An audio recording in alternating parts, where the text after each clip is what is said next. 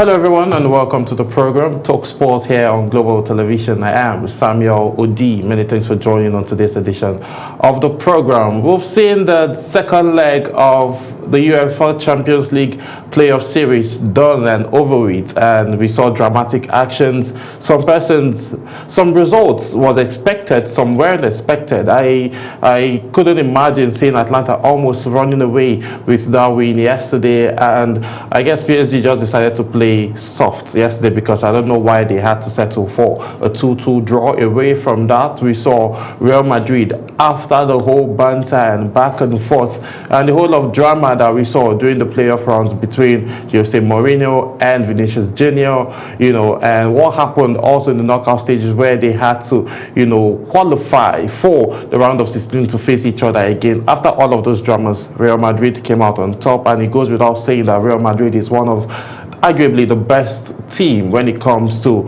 playing in the UEFA Champions League. Yes, you can argue, you can have your opinion, but arguably, I said. So away from that, talking UEFA Champions League, I will be talking also cricket, as on the 17th zonal national champions emerged, and we'll be having conversations in those lights. We'll be talking grassroots basketball. Today, we always talk basketball here. We talk NBA basketball, but today we'll be talking about grassroots basketball. We'll be talking about Nigerian Premier Basketball Federation, and also we've seen that the Tigress has been called up their camp is opening ahead of the FIBA Women's World Cup that will be coming up later this year. And also we've seen that camp opened, and we have 15 Super Falconets who are already in camp training ahead of the March 11 outing with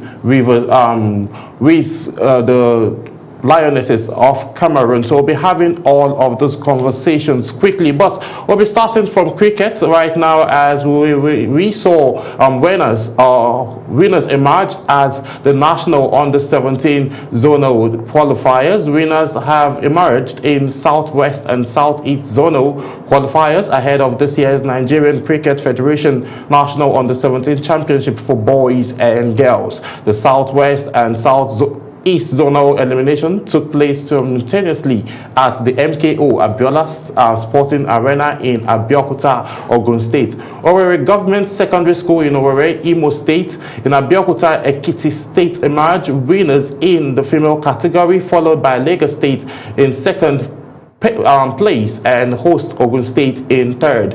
Lagos State topped the male category ahead of Oyo State in second, while Ogun State finished third. In the Southeast Zone, Ebonyi State emerged winners. Yes, Ebonyi, sort of the nation. Yes, we are rocking. In the female category ahead of Anambra State in second and Abia State in third. Ebonyi and Anambra State will also finish on the podium in the male category, but were beaten to top spot by Imo State. Ebonyi settled for second, while Anambra finished third. The pathway to the national finals became clear as the qualifiers continued across other 4 zones on Wednesday. So we'll be continuing to see other actions that will be coming up next week. So this is interesting to see that grassroots sporting cricket is evolving, and news information like this is worth teams are looking forward to. Scouts also will be coming in. Currently, the Niger Delta Games is going on in Edo State, and this is one of the sports that the organizers are looking to expand, because currently 16 events are currently happening in the 16 sporting activities currently ongoing in Edo State right now, and then they are looking to expand it to 21 come the 3rd edition. So we will see how all of this will pan out, and if cricket will be inclusive in all of this. So moving on now, let's talk basketball quickly. The Tigress unveils World Cup qualifiers provisional squad.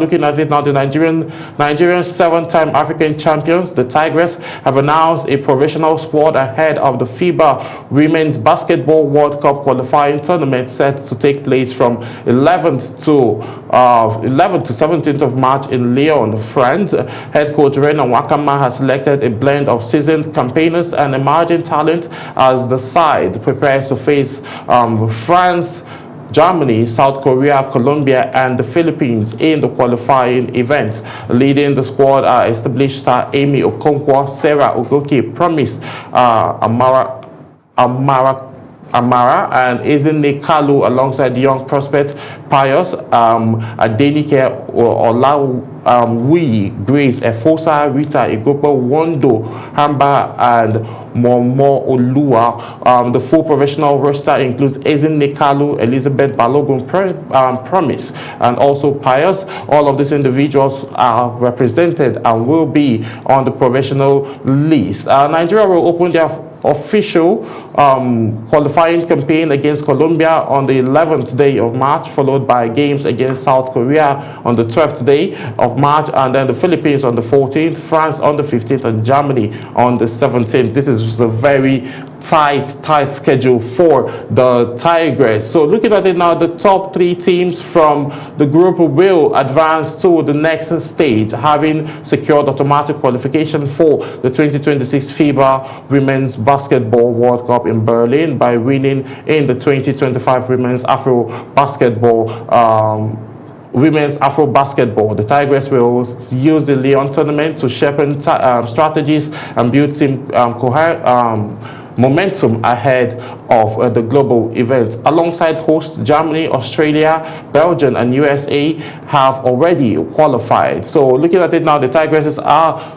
on their way, and then the camp is set, but the group they are set up on is actually very, very strong and a very, very tight one, a very tough group to mention. But we'll have an analysis and we're looking at the depth and how well these girls have been doing individually in their teams, in the respective leagues that they play in. We will see how well they can be able to struggle, come out on top after going through that tough group. So away from that, quickly, let's talk Eyimba Rivers make top 500 club award ranking. Rivers United and Eyimba have been listed among top 500 clubs in the world in the latest 5-year ranking released by the International Football Federation of Football History and Statistics. In the men's club world ranking for the period January 1st 2021 to December 31st 2025, Rivers United are placed 278 and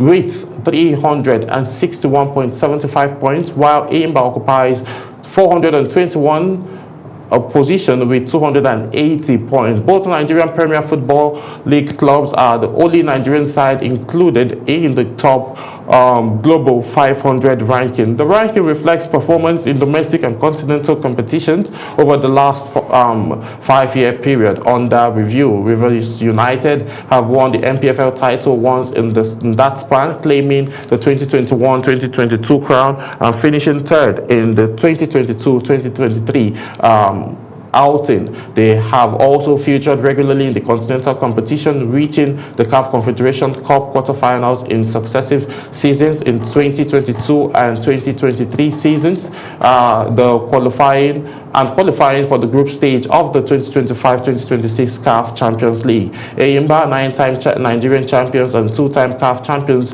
have Champions League winners, secured the domestic league title in 2023 and finished third on 2 occasions within the period provided. So that is the trajectory and the basis of all of these calculations. And then moving on, still talking Nigerian Professional Football League, Nasarawa United returning to winning ways from the double against beating Arsenal. That's talking about Bendel Insurance. The solid miners, as Nasarawa United face nicknamed bounce back to the winning ways with a 1-0 home victory over Bendel Insurance of Benin City, Edo State on March day 27 of the 2025-2026 Nigeria Premier Football League campaign. John Joshua netted the only goal that separated either side in the 40th minute of the first half at the stroke of extra time substitute, and youngster Suleiman Dauda was brought down inside the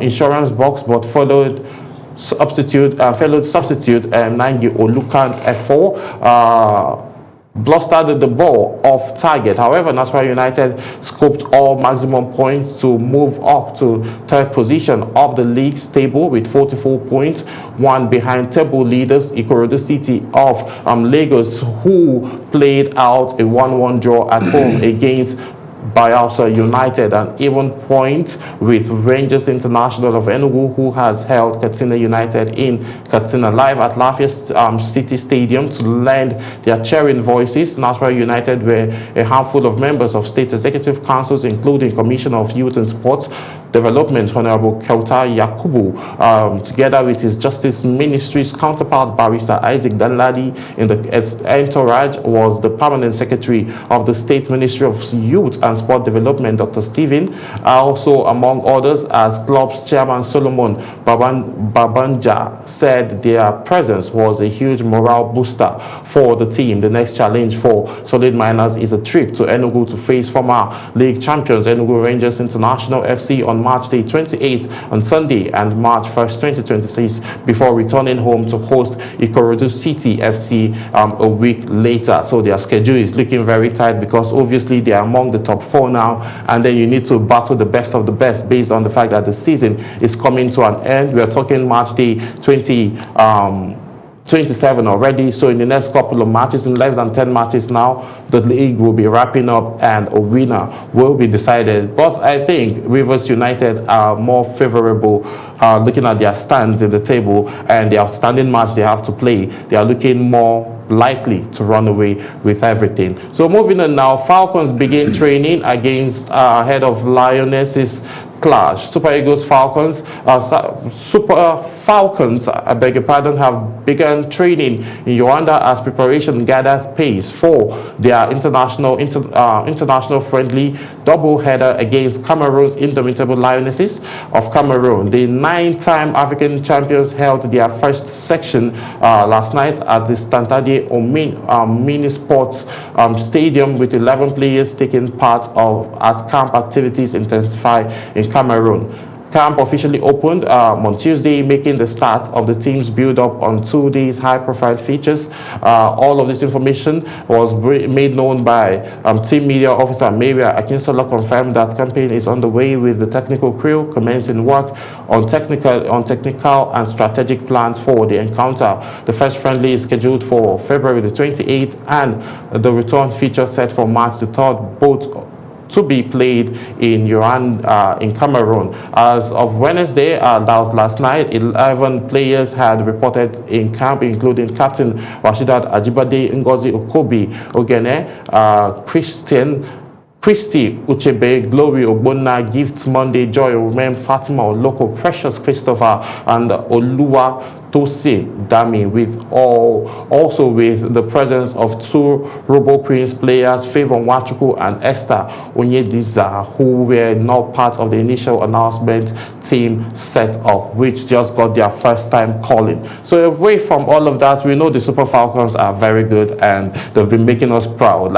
If you look at the Nigerian sporting system now, the Super Falcons and the Tigers have been making us proud very well, because they have been winning trophies for the last couple of years that they've been going out for prestigious competitions like this. So the men are gearing up, and we'll be hoping to see that they do what they always do. Now we are going into Champions League, and I'll be having a conversation with someone who understands the game of football and basketball and plays professionally basketball, talking about Oko Thomas. Oko Thomas is a professional basketball player who plays for Marktown Flyers, and they are the current Nigerian Champions League Premier League winners, and he has played in multiple tournaments, won MVPs. He owes me some championship money, and he was also part of the team that won the Dam Foundation Basketball Championship in Kogi State, organized by the Dam Foundation,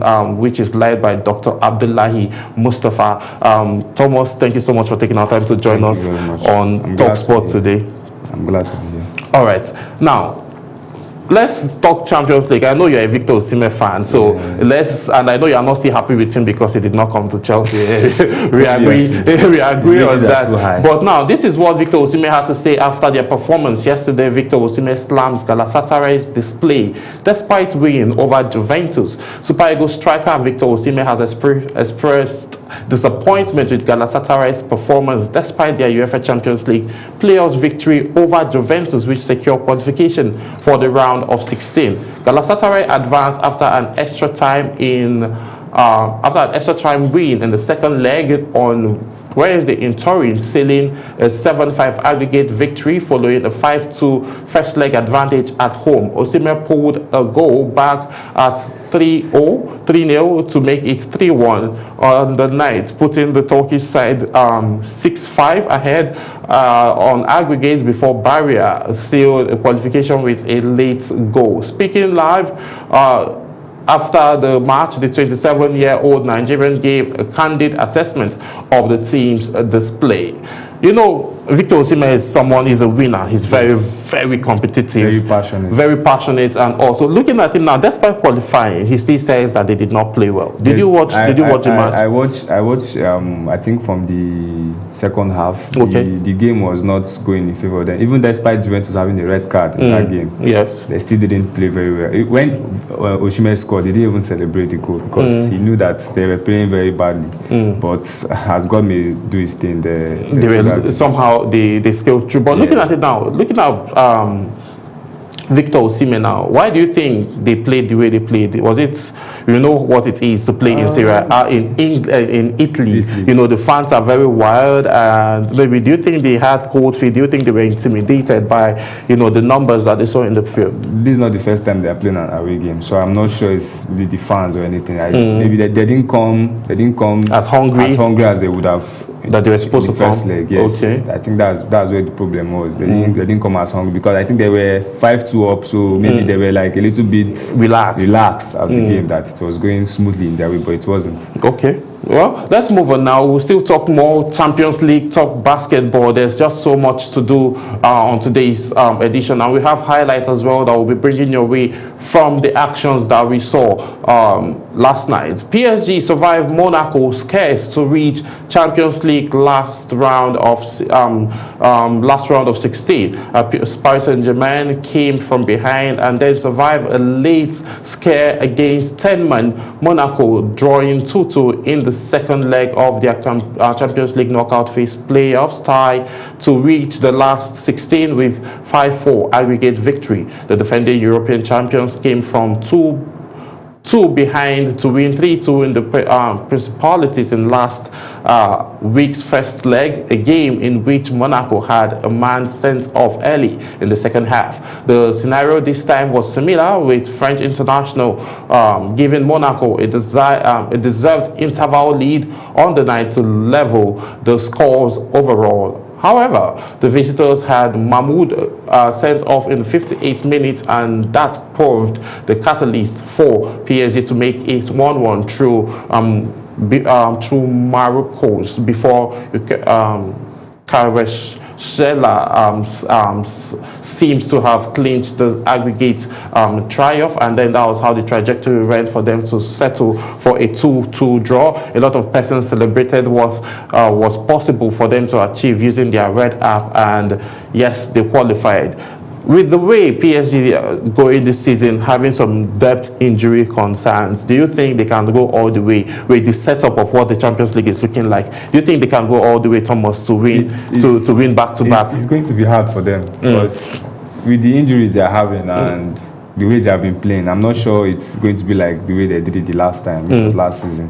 It's going to be hard for them this time around, trust me. With the way they are playing right now, it's going to be very difficult. Do you think they're not playing like a team that wants to win this championship? What do you think they can do differently aside from the injury concerns that they are having? Obviously, you will not blame the coach and his tactics, because what worked for him the last time is still using. Maybe they just need extra motivation from the players to like push harder and show extra effort. I think effort always brings out the best in people. So showing the extra effort will... But the fact that they did not spend so much after winning all of this money to buy new players, do you think rotation now is something that is making fatigue, is part of the reason why they are, because the players look tired? You might say that, but it's football now. They are paid to play. So it doesn't matter if the rotation works or not, but you just have to play. All right, let's talk Atlanta Steel. Atlanta Steel's last 16 with dramatic last gaps penalty, a stoppage time penalty to complete dramatic 4-1 victory for Atlanta over Borussia Dortmund, sending the Italian side into the Champions League last 16 with a comeback 4-3 aggregate triumph. Dortmund's Rami was sent off after his stunt caught the head of Atlanta's Nikola in the penalty area and Samadhi converted the sport kick in the 98th minute to send the Italians through. Atlanta will now face either Arsenal or Bayern Munich in the round of 16, with a draw to come on Friday. Wow. The hosts had to fight back following last 2 weeks 2-0 loss in Germany and tapped in at the far post to give the 51st minute lead they got off a dramatic start. Dortmund had earlier shared the chance, but it was their keeper who was the busiest in the first half, twice denying Nikola, and he was beaten, however, on the stroke of halftime when David shot was deflected into the net of Ben Shimini to make it 2-0. And then the trajectory continued like that. Now let's look at the top league scorers. That's Champions League top scorers. Mbappe leads Gordon, Kane, Haaland, and Victor Osimhen. Real Madrid striker Kylian Mbappe is currently leading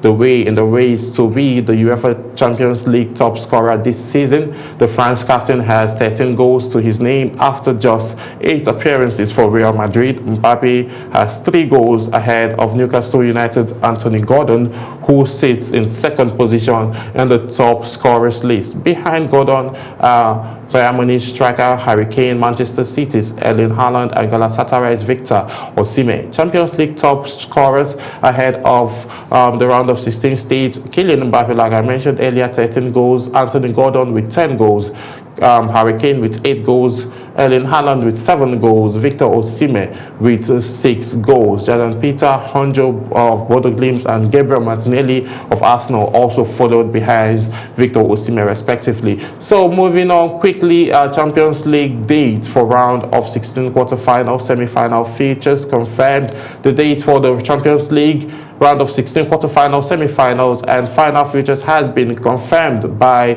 FIFA. This follows the conclusion of the Champions League round of 16 playoffs. Second leg features played on Wednesday. Recall that Galatasaray defeated Juventus to advance to the Champions League round of 16 stage, while Real Madrid won 2-1 against Benfica.